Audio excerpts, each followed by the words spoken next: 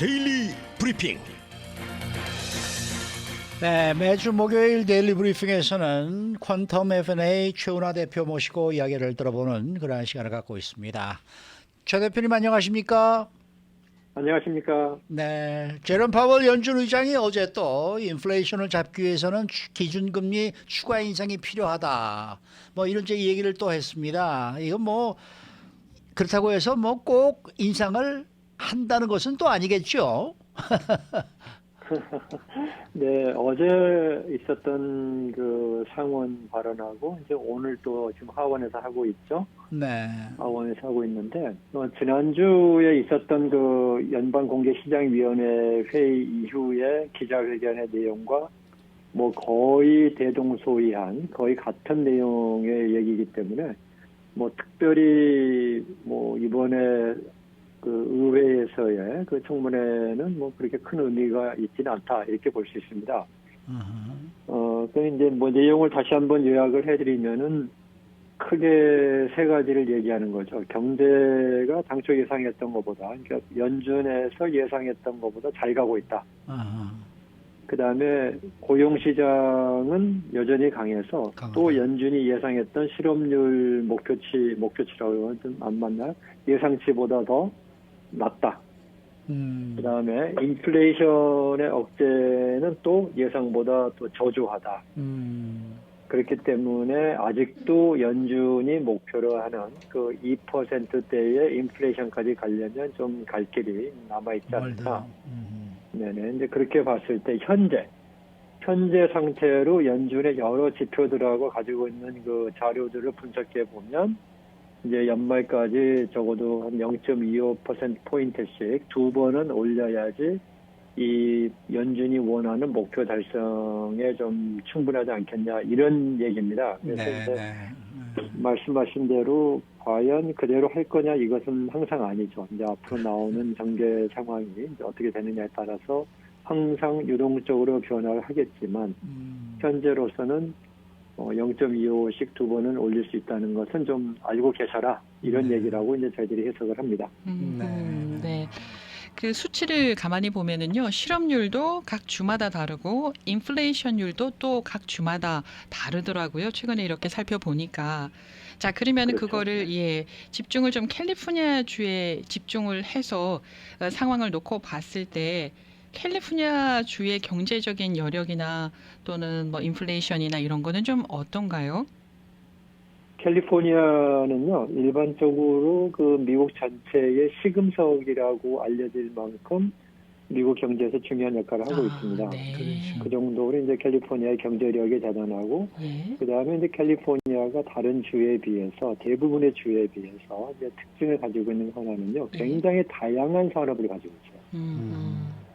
네. 근데 뭐 어느 주는 뭐 농업이 위주가 되어 있다든가, 이제 이런 데에 비해서 캘리포니아는 거의 한 국가라고 하더라도 세계의 한 국가라고 하더라도 충분히 그 자체적으로의 능력을 갖추고 있는 그러한 그 경제력과 그 다양성을 가지고 있는 주기 때문에 이제 소위 저희들이 인플레이션이나 실업률 이런 부분을 볼 때 캘리포니아 주를 바라보면 앞으로는 알 수 있다는 말을 할 정도로 캘리포니아에 대한 의존도가 높은 편인데요. 네. 최근에 와서 캘리포니아의 실업률은 미국 전체에 비해서는 더 빠르죠. 실업률 상승이. 실업률 상승이 빠르다. 네. 더 빠릅니다. 그래서 지금 현재 이제 지난주까지 발표된 것에 의하면 캘리포니아가 미국 전체는 지금 실업률이 3.7%인데 비해서 캘리포니아 지금 약 4.5% 정도 되어 있습니다. 근데 이게 지금 당연한 현상으로 보는 게 올해 와서 가장 대량 그 해고를 많이 했던 산업이 테크 기업들이잖아요. 테크주요. 네네. 이 테크 기업이 가장 많이 진출해 있고 왕성한 데가 또 캘리포니아. 네, 그러다 보니까 이제 캘리포니아가 이런 면에서는 그 실업률이 많이 올라갔다 이렇게 볼 수 있는데, 이제 그에 비해서 또 캘리포니아 전체의 그 소득률은 또 상당히 높은 편이에요. 캘리포니아가 잘 벌고 잘 쓰지만 그만큼 생활비도 높은 주지 않습니까? 네.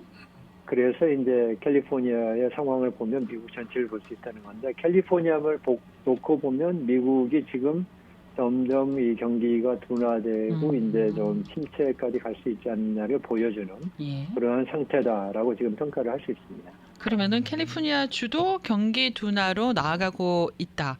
그리고 이거가 캘리포니아 주의 경기 모델이 시금석이 될 수 있기 때문에 미국 경제도 앞으로 경기 둔화 쪽으로 흘러가겠다.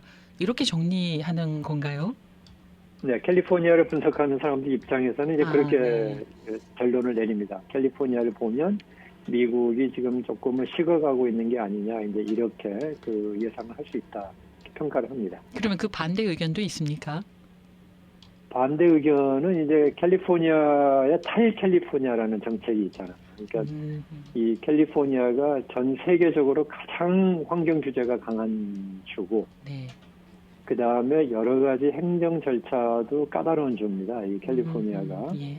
그러니까 이제 저희들이 좀 농담같이 얘기하죠. 이렇게 비즈니스하기 힘들고 이렇게 규제가 많은데 도대체 왜 캘리포니아에 있느냐 이런 정도로 하는 건데. 네. 그 사람들의 그 어떤 여러 가지 면에서는 캘리포니아에 그럼에도 불구하고 개인들이 사는 건 이해가 가잖아요. 네. 기후가 워낙 좋으니까 개인 입장에서는 캘리포니아에 살고 싶어하는 선호도가 높아요, 당연히.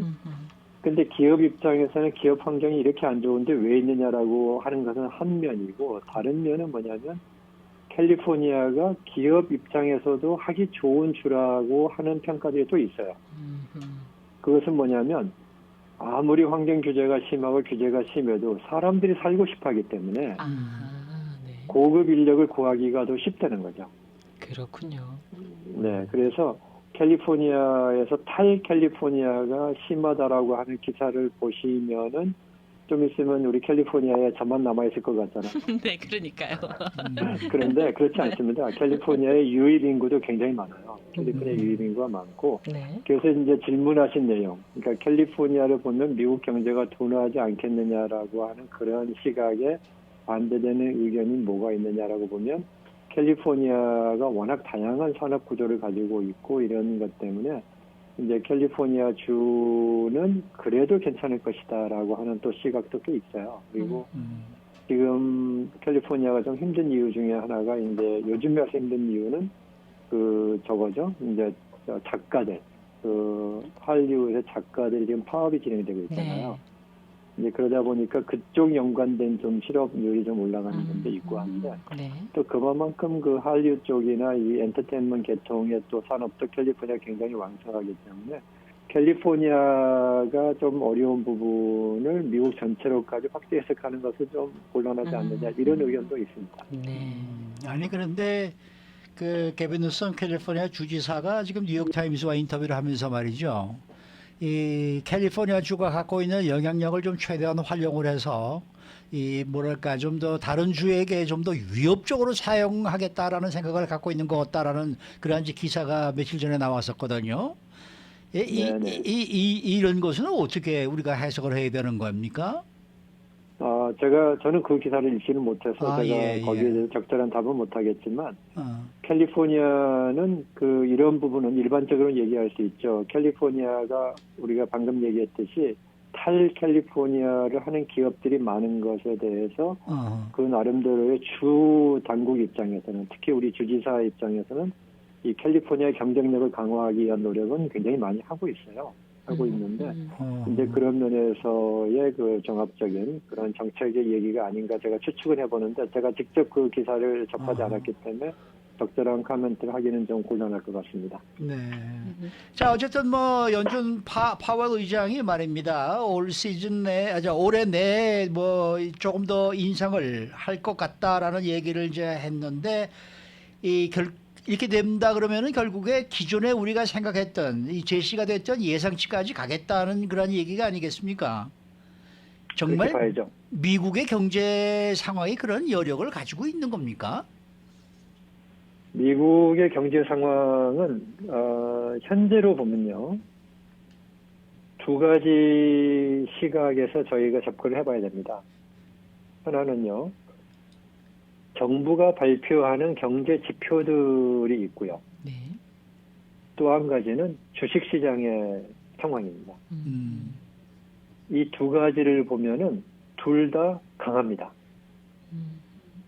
주식시장도 작년 10월에 우리가 S&P 500이라고 미국 500대 기업의 주식을 모아는 지수를 이제 저희들이 가장 대표적인 미국의 주식시장의 이제 주가로 보는데 네. 작년 10월 기준으로 S&P 500대 지수가 3,550인가요? 그때까지 떨어졌었어요. 그런데 지금 그 이후에 뭐 굉장히 빠른 성장을 해가지고 4,200대까지 지금 올라가 있는데, 자, 그러면은 주식 시장이 바라보는 미국 경제는 뭐냐 했을 때는요, 작년 10월을 바닥으로 본다는 거죠. 네. 그리고 기업의 실적도 나빠질 것이다라고 예상을 많이 했는데, 금년에 와서 보면은 예상보다 덜 나빠졌다 하는 것이 지금 또 나타나고 있어요. 주식 상황에서 보면은. 네. 그러니까 이렇게 해석하면 이제 무슨 그 결론이 나오냐면 주식 시장은 작년 10월을 기점으로 해서 미국이 나빠질 수 있는 최악의 상황을 다 반영을 했다. 네. 그러면 이제 그 상황에서부터는 더 나빠질 건 없지 않느냐라고 하는 그런 그 입장이 이제 반영돼 있다라고 현재 단계에서는 그렇게 해석을 하고 있고요. 그 다음에 또 한 가지 축인 미국의 그 정부에서 발표되는 경제 지표들을 바라보시면 경제 성장률이 지금 올해 1, 4분기 1.3%로 많이 낮아졌지만 지금 현재까지 2, 4분기 경제 성장에 대한 예상치는 2%가 넘는 걸로 지금 나와 있어요. 네. 그러면 이제 3, 4분기, 4, 4분기 나빠질 것이다. 이제 이렇게 또 얘기가 나오는데, 네. 우리는 어쨌든 1, 4분기 기준으로 2, 4분기에 와서 더 나빠질 것이냐를 봤을 때는 2, 4분기는 1, 4분기에 비해서 크게 나빠질 것 같지는 않다는 게 현재 지금 대세예요. 그 다음에 지금 그 신규 실업수당 청구권은 좀 올라갔어요. 올라갔지만 그렇다고 해서 팬데믹 이전에 비해서 아주 크게 올라간 건 아니고 그 보통 변동폭 안에 들어가 있습니다. 그러면 자, 경제 성장률이 별로 이렇게 나빠지지 않고 고용 시장이 나빠지지 않는 속에서 임금 수준은 지금 더 올라가고 있고요. 그 다음에 고용자 숫자도 늘어나고 있으면 무슨 얘기가 되냐면 소비력이 늘어나고 있다는 거거든요. 네. 네. 그럼 소비력이 늘어나고 있기 때문에 지금 보시면은 말씀하시거나 생각하시는 것과는 달리 미국의 소비는 잘 되고 있는 거예요. 그러나 차이는 어디서 나오냐면 제품 수요는 분명히 줄었어요. 네. 그러니까 비필수품의 대표적인 게 바로 옷인데요. 옷 같은 경우의 구매는 분명히 좀 줄었습니다. 예. 그리고 큰 돈이 들어가는 내구재들 있잖아요. 그러니까 가전제품이라든지 이제 이런 부분들에 대한 소비는 분명히 줄었어요. 예. 근데 필수품에 대한 소비는 줄지는 않았어요. 줄지는 않았고, 이제 제조 쪽에서 나온 부분은 그렇기 때문에 겨우 약간 뭐 마이너스 정도가 나오고 있는데, 반면에 80% 이상의 소비를 차지하는 서비스 부문은 아직까지 늘고 있어요. 저희가 경기가 어렵다 하시는 분들에게 한번 이런 상황을 좀 보여드리고 싶은데, LA 공항을 한번 가보세요. 네. 항공료가 요즘에 팬데믹 이전에 비해서 싸지 않거든요. 네. 더 올라간 상황이에요. 근데도 LA 공항은 지금 그 여행객 숫자가 굉장히 늘어나 있어요. 그렇죠. 그리고 우리 한인사회만 보시더라도 한국 가시는 항공권이 팬데믹 이전보다 싸지 않습니다. 네. 네, 이런 것은 그만큼 여행 수요 같은 경우가 굉장히 왕성하다라고 얘기할 수 있는 거고요. 그 다음에 그동안에 팬데믹 때 완전히 막혀있던 우리 크루즈 여행. 네. 요즘 크루즈 이 많이 크루즈 가시더라고요. 여행사들이 지금 많이 또 회복을 하고 있어요. 그래서 경기가 어렵다 하는 것의 심리적인 부분은 금리를 올렸기 때문에 나빠지지 않겠느냐라고 하는 그런 심리는 충분히 이해가 가지만 현실로 나타나고 있는 소비는 그렇게 줄지 않았다는 점을 저희가 봐야 됩니다. 그래서 소비가 줄지 않는 한은 물가 상승률을 잡기는 굉장히 어렵습니다.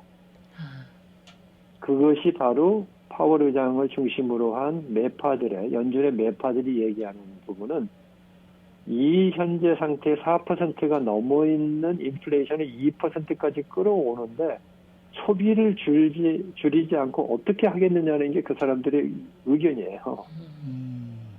네, 계속 소비도 잘 되고 하면서 물가를 잡아라 이렇게 되면은 판매하는 기업들 입장에서는 어떻겠어요? 소비가 잘 되고 있는데 가격을 왜 낮추겠습니까?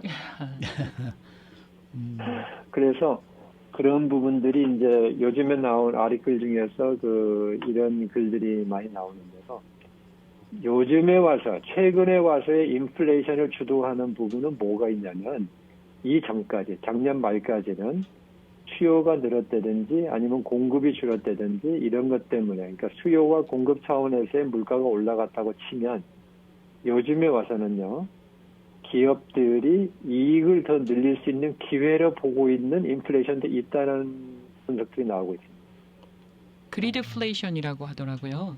맞습니다. 네. 네. 그리드플레이션 네. 또는 뭐 조금 쉽게 얘기하면 뭐 profit driven inflation. 그러니까 야, 이 정도면 더 올려도 되지 않아? 소비자들이 올려도 아무런 말도 하지 않잖아? 소비자들이 계속 소비하지 않아? 이런 분위기가 생산자와 판매자 입장에서 서서히 나타나기 시작한다는 거죠. 그러면 무슨 말이냐면요.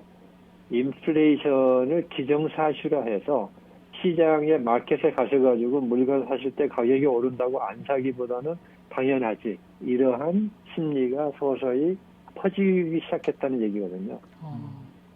그래서 이런 것을 보면은 아직도 인플레이션을 잡기에는 충분치 않다. 이게 바로 지금 연준의 입장이에요. 예. 그런데 우리들이 생각하는 것도 물론 그렇습니다만은 정부가 좀 예전보다는 규제를 좀 덜 한다라는 느낌도 있어요. 맞습니다. 예전 같으면은 그런 게 있으면은 강력하게 뭐 워닝을 주고 말이죠. 뭐 원위치 시켜라 뭐 이렇게 경고도 하고 그랬던 기억이 나는데 요새는 뭐 또 정부는 또 조용대로 가만히 있어요. 지금 현재 상태로 보면요. 그러니까 그리고 미국이 이제 기본 입장은 시장에 대한 관여는 대부분 역풍 맞습니다. 시장에 대한 얘기는. 그래서 시장에서 일어나는 현상에 대해서는 그러니까 이제 팬데믹 때 무슨 뭐 사재기를 한다든가 이런 부분이 있을 때 잠깐 들어오지만 보통의 그러한 정부가 끼어 들어가 가지고 그런 걸 억제하는 경우가 결과가 좋기보다는 되게 악화됩니다. 네.